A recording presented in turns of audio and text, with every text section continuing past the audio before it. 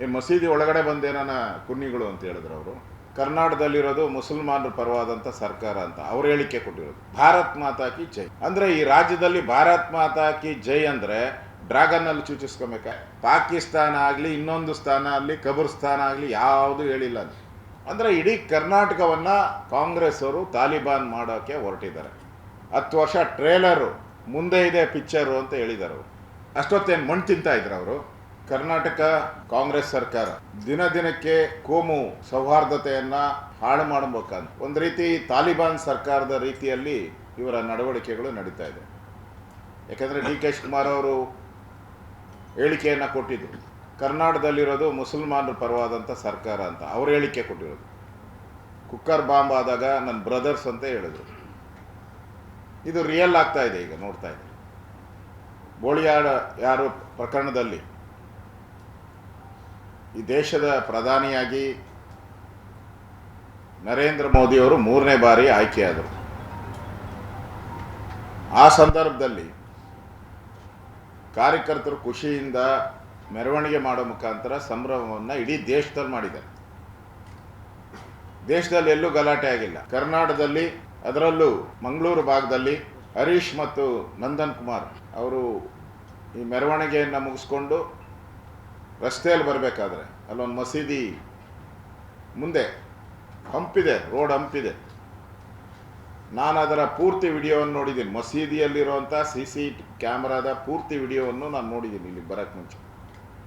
ಅದರಲ್ಲಿ ಭಾರತ್ ಮಾತಾ ಕಿ ಜೈ ಅಂದರೆ ನೀವು ಅರ್ಥ ಮಾಡ್ಕೊಳ್ಳಿ, ಎಷ್ಟು ಅಲ್ಲಿ ಒಂದು ಸೆಕೆಂಡು ಇರೋಕ್ಕೆ ಸಾಧ್ಯ ಇಲ್ಲ. ಯಾಕಂದರೆ ರಸ್ತೆಯಲ್ಲಿ ಬರ್ತಾ ಇದ್ದಾರೆ, ಜೋರಾಗಿ ಬರ್ತಾ ಇದ್ದಾರೆ. ಒಂದು ಸೆಕೆಂಡು ಸಾಧ್ಯ ಇಲ್ಲ. 1 ಅಥವಾ 2 ಸೆಕೆಂಡಲ್ಲಿ ಇರ್ಬೋದು ಅಷ್ಟೇ. ಎಷ್ಟು ಘೋಷಣೆ ಕೂಗಕ್ಕೆ ಸಾಧ್ಯ ಇದೆ ಅಲ್ಲಿ? ಭಾರತ್ ಮಾತಾ ಕಿ ಜೈ ಅನ್ನೋದು ಒಂದು ಬಿಟ್ಟರೆ ಬೇರೆ ಏನೂ ಇಲ್ಲ.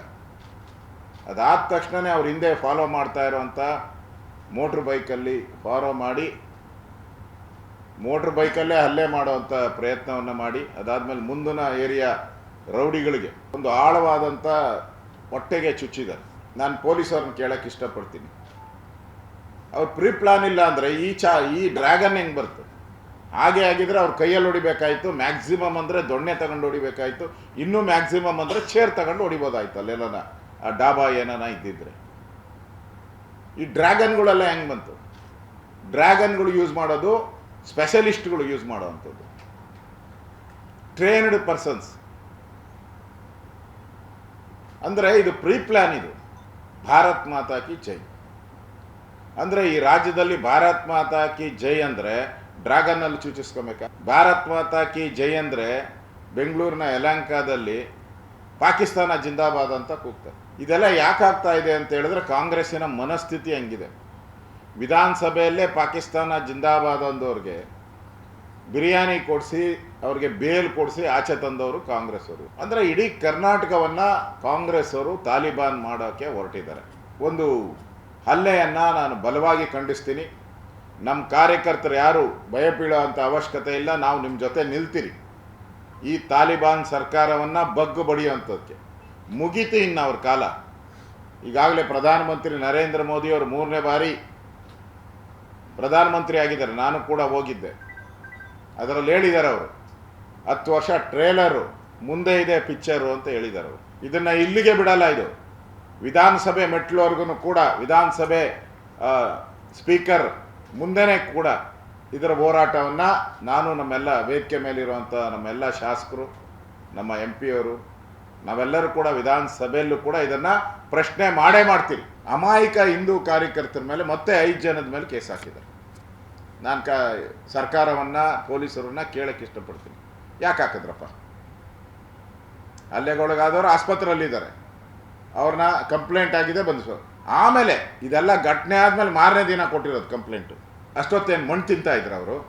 ಆ ಘಟನೆ ಆಗಿದ್ರೆ ಅವರೇ ಫಸ್ಟ್ ಕಂಪ್ಲೇಂಟ್ ಕೊಡಬೇಕಾಯ್ತಲ್ಲ. ಇಲ್ಲಿ ಮತ್ತೊಂದು ಹೇಳಿದ್ದಾರೆ, ಪಾಕಿಸ್ತಾನದ ಕುನ್ನಿಗಳು ಅಂತ ಹೇಳಿದ್ದಾರೆ ಅಂತ ನಾನು ಪತ್ರಿಕೆಯಲ್ಲಿ ಕಮಿಷನರ್ ಹೇಳಿದ್ದಾರೆ ಅಂತ. ಪಾಕಿಸ್ತಾನದ ಕುನ್ನಿಗಳು. ಈ ರಸ್ತೆ ಯಾರ್ದು? ಇದು ಸರ್ಕಾರದ ರಸ್ತೆ. ಸರ್ಕಾರದ ರಸ್ತೆಯಲ್ಲೇ ಹೋಗ್ತಾ ಇರೋದು. ಈ ಮಸೀದಿ ಒಳಗಡೆ ಬಂದೇನ ಕುನ್ನಿಗಳು ಅಂತ ಹೇಳಿದ್ರು ಅವರು. ಇಲ್ಲ, ಅದು ಮೋಟ್ರ್ ಬೈಕಲ್ಲಿ ಫಾಸ್ಟಾಗಿ ಹೋಗ್ತಾ ಇದ್ದಾರೆ. ಹಂಗಂದ್ರೆ ಕೋಪ ಯಾಕೆ ನಿಮಗೆ? ನಾನು ಆ ಪೂರ್ತಿ ವಿಡಿಯೋವನ್ನು ಚೆಕ್ ಮಾಡಿದ್ದೀನಿ. ಅಲ್ಲಿ ಭಾರತ್ ಮಾತಾ ಕಿ ಜೈ ಅನ್ನು ಬಿಟ್ಟರೆ ಪಾಕಿಸ್ತಾನ ಆಗಲಿ, ಇನ್ನೊಂದು ಸ್ಥಾನ ಆಗಲಿ, ಕಬ್ರಸ್ತಾನ ಆಗಲಿ ಯಾವುದು ಹೇಳಿಲ್ಲ. ಅದು ಆ ಥರದ್ದು ಯಾವುದು ಹೇಳಿಲ್ಲ. ಆ ಥರ ಇದ್ದರೆ ಬಿಡುಗಡೆ ಮಾಡಿ ನೀವು. ಕರ್ನಾಟಕದಲ್ಲಿ ಕಾನೂನು ಸುವ್ಯವಸ್ಥೆ ಹಾಳಾಗೋಗಿ ವರ್ಷನೇ ಆಗೋಯ್ತು. ಯಾರು ಹೋಮ್ ಮಿನಿಸ್ಟ್ರ್ ಇದ್ದಾರೆ ಇನ್ನೂ ಹುಡುಕ್ಬೇಕು ನಾವು. ಹೋಮ್ ಮಿನಿಸ್ಟ್ರ್ ಯಾರು ಅಂತ. ಸಿದ್ದರಾಮಯ್ಯನವರ, ಡಿ ಕೆ ಶಿವಕುಮಾರ್ ಅವರ, ಪರಮೇಶ್ವರ್ ಅವರ, ಜಿಲ್ಲೆಗೊಬ್ಬೊಬ್ಬ ಹೋಮ್ ಮಿನಿಸ್ಟರ್ ಔಟವ್ರು. ಕಾಂಗ್ರೆಸ್ ಬಂದರೆ ಗೂಂಡಾಗಳಿಗೆ ಹಬ್ಬ. ಒಂದು ರೀತಿ ಗೂಂಡಾ ರಾಜ್ಯ ಆಗೋಂಥದ್ದಕ್ಕೆ ಕಾಂಗ್ರೆಸ್ ಪ್ರಿಪೇರ್ ಮಾಡಿಬಿಟ್ಟಿದ್ದಾರೆ ಇವ್ರನ್ನೆಲ್ಲರೂ ಕೂಡ.